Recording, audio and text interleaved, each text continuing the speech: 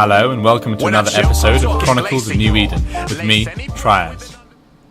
Today's episode offers a rare glimpse into the inner workings of the highest levels of administration in the Caldari state. The office of Executor Tybus Heth in the months before the recent incident on Caldari Prime. It is entitled Sirens of Fear and Sense. Chapter 1. Caldari Providence Directorate Headquarters, New Caldari. The date is January 26th, in the year YC 115. The hall was golden white, a prismatic front chamber of narrow glass walls. She'd always found it a strangely ostentatious scheme for a man so given to brute force politics, but she supposed everybody was allowed their idiosyncrasies, and Tybus Heth surely had not shown many of those through her time as his personal assistant, at least not until the past few weeks. The incident has had quite an effect on him, Dr. Tryaz was saying as they passed through the glass corridor, their steps clacking off the polished surfaces in unconscious unison. Miss Marasaki nodded. What are the biggest issues? Well, he's been pretty tight-lipped with me about it, but I'm cleared for conversation with a lot of the brass, and to my mind there has been a definite pattern showing. Delusional ideation, heavy anxiety, obsessive neurosis. By most accounts, he's seeing shadows in every corner, and by some accounts they're closing in on him. That's nothing new, she replied. To some degree, he always thinks there's a conspiracy going on somewhere, and I mean, in the strictest sense, he's probably right. Of course, said the doctor. Pardon me, Miss Marasaki. I'm first and foremost a physician, of course, and it's not for me to speculate on political truth and lies. But there are... You see, there are certain hints, certain psychological markers, and here he stopped for a bit and pinched his upper lip pensively, that indicate that he may not be arriving at all of his conclusions in the healthiest of fashions. Miss Marasaki regarded him for a moment. The dirges, she said. Dr. Tryaz nodded ruefully. It could be, he said. The deposits are growing bigger. He's starting to show more pathway damage. It could very well be that the trauma of the incident, combined with the stress caused by these worries, is accelerating the process. How can it be reversed? Reversed is... The doctor shrugged apologetically and shook his head. Very optimistic. Medically, it's always difficult to say. It's such a recently discovered disease that its mechanisms aren't fully clear to us yet. Psychologically, though, there is some evidence to indicate that paradigm and attitude can play a significant part in slowing down the advance of symptoms. You're telling me he'll live longer if he stays positive? In so many words, yes. The foremost physician in the Caldari state is telling me mantras are going to save our leader's life. Not at all, Miss Marasaki. I just mean that if he's under this kind of stress in the first place, medical measures are less likely to be effective. It takes a strong immune system to not succumb, and he is directly weakening his own with every day he passes worrying. His refusal to accept psychiatric help is most worrying in this capacity. Thank you, Doctor, she said. You are dismissed. The doctor spent just a split second staring at her with his lip bitten. Then he bowed slightly to her, turned and left.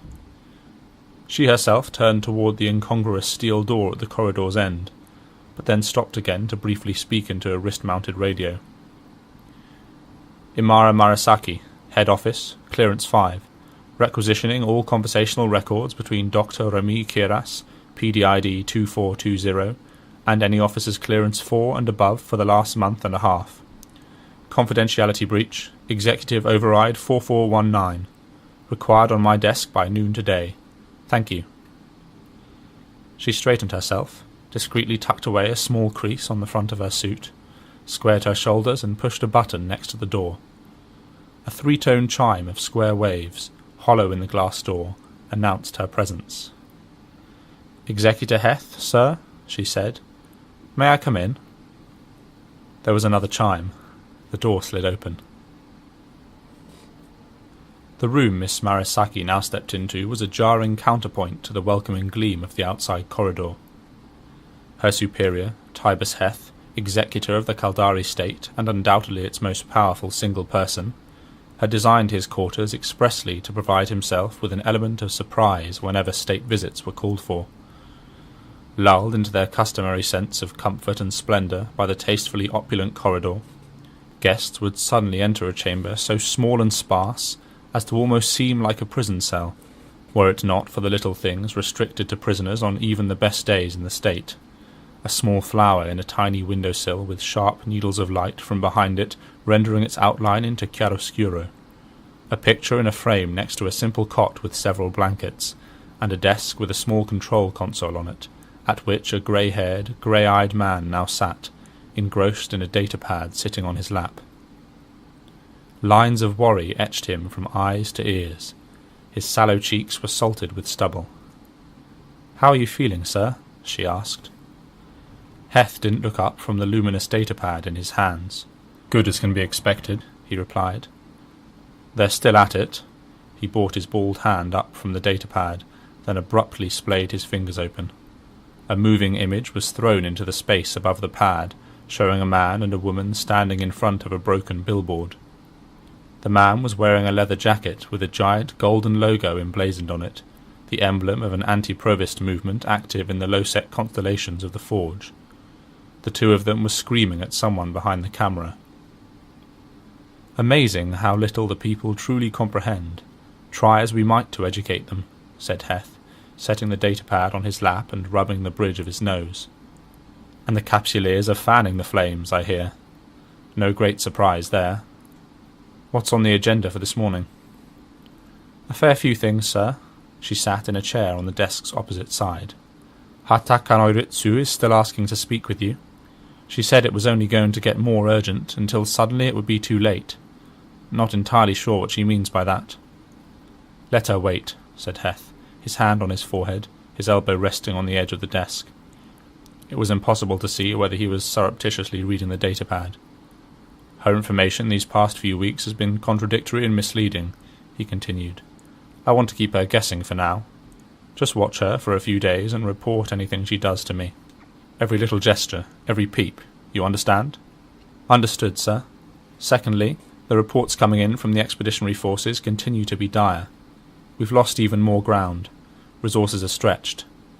Heth nodded gravely, then asked, "What about my investigation? Anything new?" "Nothing, sir," replied Miss Marasaki. "The only thing we still know reliably is what we've known since the beginning. Your assailant was one of our own, and he was working in conjunction with an unknown force of Capsuleers." Heth was silent for a little bit. He placed the datapad on the table, drew a deep breath and stood up.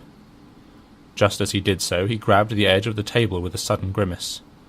Miss Marasaki furrowed her brow. "Sir, Dr. Kiras has expressed concern for your—" she began. "Dr. Kiras," said Heth, waving a hand at her. "I don't trust that man. You know what he said to me? Told me I would feel better if I talked to a qualified professional. I asked him, what are you if not a qualified professional? He said it's not so simple. I told him would a qualified professional help me root out my conspirators? He didn't have much of an answer for that. He walked over to the small window, grasped one of the plant's leaves between thumb and forefinger, stroked it gently. "I would like you to place a classified message to a Dr. Yoshun at the Corporate and Family Practices Clinic in Saragar, North Akurio," he said presently. "Tell him I need to see him, here, at his earliest convenience, and that the matter is urgent." "Very well, sir," said Miss Marasaki, noting down the order. She swallowed hard, steeled herself, then broached the subject she had been dreading all morning. "Then there is the matter of your directive, sir, from yesterday," she said. Heth looked at her, and a measure of focus came into his bloodshot eyes. "I trust it's being put into place post-haste," he said. "Not quite, sir," she replied. For the first 2 years of her job, she had been terrified whenever that purposeful gaze burrowed into her, certain that if her words failed her, she would find a quick professional grave at the state hierarchy's foul-smelling roots, with the rest of the bottom-feeders, parasites and other things that crawled.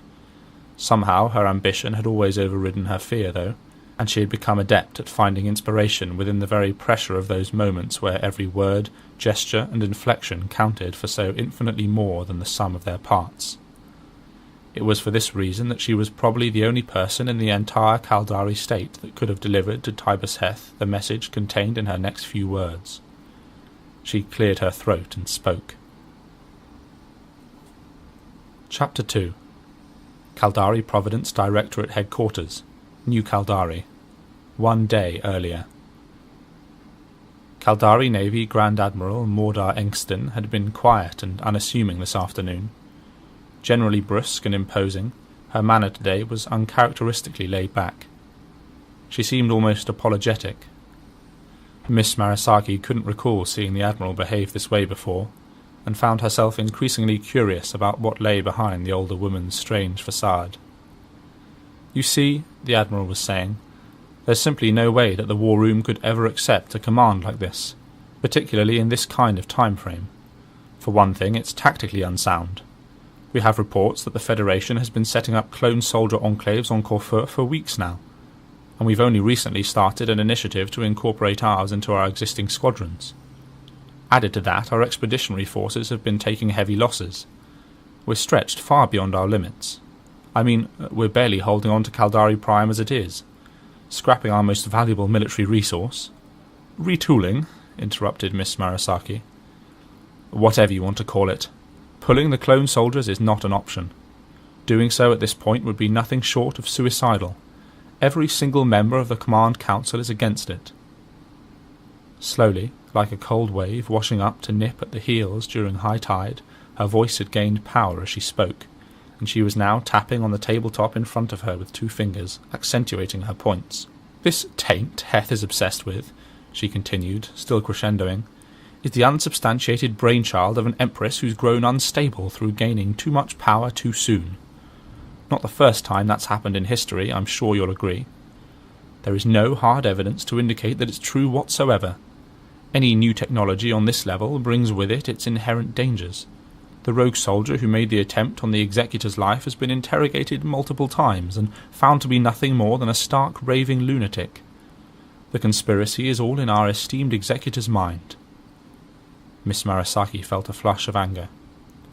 "Is there any precedent, Admiral?" she asked, looking down at her documents and studiously avoiding eye contact with Engston, "for the Council to completely veto a directive from the Chief Executor?" "No," said Admiral Engston curtly, "but it's a measure we can take nonetheless. You know the law as well as I do." "It's classified as an extreme measure, though," replied Miss Marasaki, "so it must abide by all the legal ramifications implied in such cases. We are well aware of that, Miss Marasaki, and we've discussed it at length. I suppose we'll see how far Executor Heth is willing to go in this brinksmanship game of his. But despite his recent behaviour, we still place our faith in his understanding that a prolonged legal battle at this level, not to mention at this point in time, is going to undermine the entire structure he's been attempting to build. Should it come to that, the members of the Council will no doubt find our places within any new structure. The Executor might not be so fortunate." Her words had grown soft again, an ominous receding tide. "Admiral, what you're saying can quite easily be interpreted as treasonous," said Miss Marasaki. "If the leader refuses to take responsibility for his own declining health and act accordingly," replied Admiral Engston, "then he cannot be expected to take responsibility for his own nation. This is not treason, Miss Marasaki, far from it. This is concern for the state over the needs of one man. Anyone is fallible, even more so if they are blind to their own fallibility." "I think I've heard quite enough of this," said Miss Marasaki, standing up. "You will hear from the Executor before too long. Good day, Admiral Engston." The Admiral's eyes followed her out of the room. Chapter 3. Quisen City, Ikami 5, Ikami System, the Forge Region. January the 27th, YC 115. "We got a clone squad coming in," said Staff Sergeant Uha. "No shit," said his assistant squad leader, Corporal Okawari. "Yep, shit." Uha's weapon was laid out field-stripped in front of him. He removed a large, elongated piece of metal from the table. His companion watched him with interest. "Why are you getting rid of your IR mount?" he asked. Not worth the wait for riot control, replied Uha. We're only zapping crowds anyway. Don't need the accuracy. Much rather stay mobile. Use the headgear if I get into some kind of one-on-one. Less accurate, but these guys don't have anything long range anyway. Bunch of pebble shooters at best. Yeah, I guess, said Okawari. I dunno, I like the original heft. Used to it. Yep, well, you're about twice my size, so I guess it makes sense, said Uha and chuckled. A brief silence passed while the staff sergeant continued to clean his weapon. They're going to try mixing the squads, he said, suddenly. Don't let any of our guys hear it yet, but they're going to put a cloner in every squad. Okawari looked incredulous. What the Yeah, they want to explore opportunities for cooperation. Try to break the ice a bit. He smiled grimly down his gun barrel. Ice? Said Okawari. Ice? Do they not remember what happened at the joint training op last week? Or the month before? Hell, don't they remember Okushin? The Heth attempt? That was a goddamn cloner. That's unconfirmed, Corporal. Those are just rumours. Oh, come on. Don't toe the party line with me, Shio, said the bigger man, momentarily forgetting, as he so often did with his friend, that he was subordinate. The way he was throwing those guys around, nobody's going to tell me that was any kind of normal goddamn soldier. And then they dragged him away and nobody's heard a peep since? Seriously. Our orders are orders, Corporal. Orders trump hearsay when you're a soldier, remember? He inserted a pin into his rifle's receiver, then unfolded his stock with a sharp clack, not looking at his second-in-command. Now, we've got an anti-Provost rally to attend to, and we've got to live with our new comrade, however long that is. He should be here any minute now. Wonderful, said the big man, turning to exit the mobile bunker. He opened the door to reveal, in the gathering darkness, the outline of a distant city whose lights threw a purple streak across the sky. Sure, he's a goddamn charmer like the rest of them. Casting one last baleful look at his friend and squad leader, he slapped his helmet on and went outside. Some 3 hours later, the two men were standing in the middle of a square formation of riot-equipped soldiers, facing down a mob composed of state citizens who had been taken to the edge of their tolerance, who rested content in their righteous cause, who knew that their time had finally come. "Where's the cloner?" said Okawari. Uha looked around. "He should be easy to pick out. Arsehole's even bigger than you." "Then why am I not seeing him anywhere?" said Okawari, scanning the crowd. "He's supposed to be at your 9, front echelon edge," said Uha. "It's—" He put his hand to the side of his helmet. "Wait 1. Copy. This is Tarkan Squadron." Uha's great head swiveled around the square. Beyond the mass of protesters he could see a broken wall with graffiti on it. Squinting, he was able to make out a number. 514. "Say again, Kara leader," said Uha. He looked up, scanned the buildings lining the square. Behind his visor, Okawari could see that his friend's eyes were wide. He turned his head again to look where Uha was looking, and just then a deafening explosion shook the ground underneath them. Another one followed, then another one, and soon the purple streak thrown by this unfortunate city had turned a deep, dark hue of red. Chapter 4. Caldari Providence Directorate Headquarters, New Caldari. January the 27th, YC 115. Imara Marasaki was sitting in her office, reviewing her information.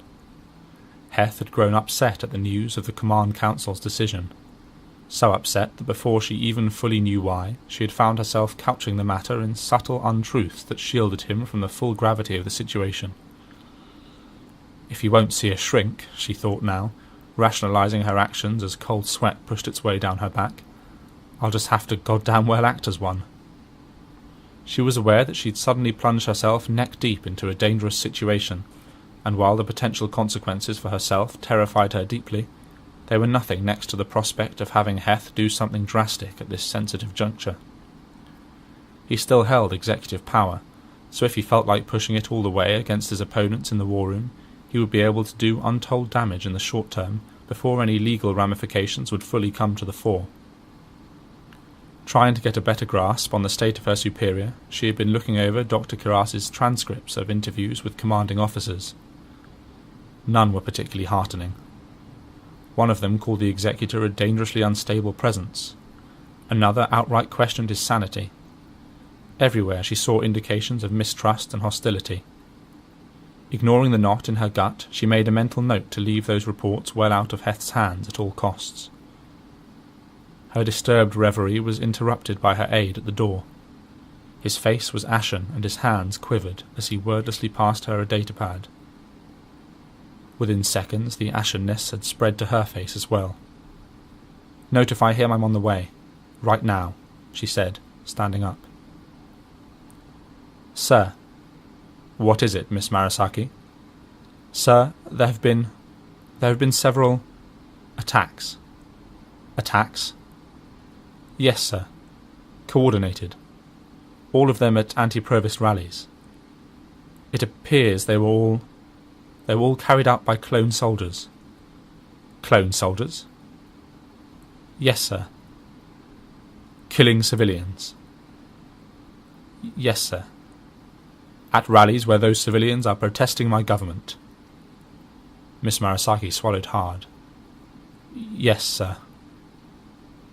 Leaden silence blanketed the room. Summoning up all her courage, with fire burning through her gut and her syllables coming in uneven staccato, she said, "That's not all, sir. One of the attacks was," she took a quick breath, "was carried out in our curio." Heth's eyes drilled into her. His lips parted slightly. "North Acurio, sir." She cast her eyes down, and the next word came in a whisper. "Saragar." Her regular composure was nowhere to be found. She was naked to the elements. A long silence passed. Then, "I would like you to do something for me, Miss Marasaki." "Anything, sir."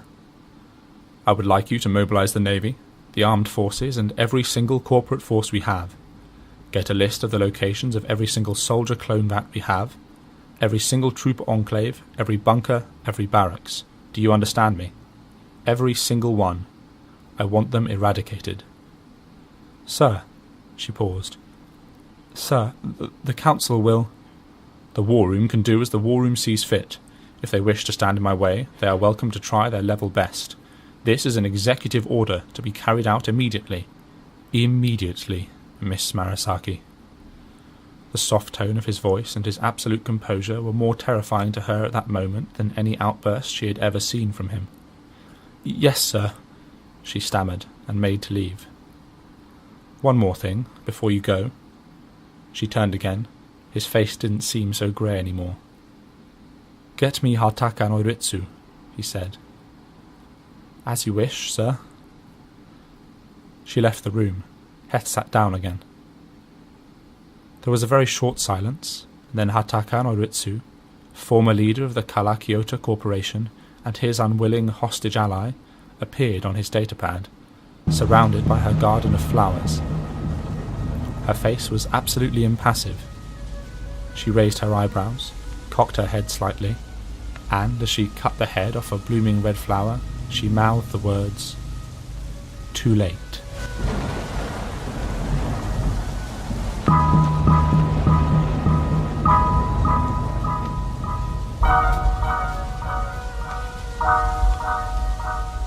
You've just been listening to one of the Chronicles of New Eden, read by Tryaz. All characters, vehicles, storylines, world facts, or other recognisable features are the intellectual property of CCP. CCP has granted permission to Tryaz to use these but does not endorse and is not in any way affiliated with Tryaz.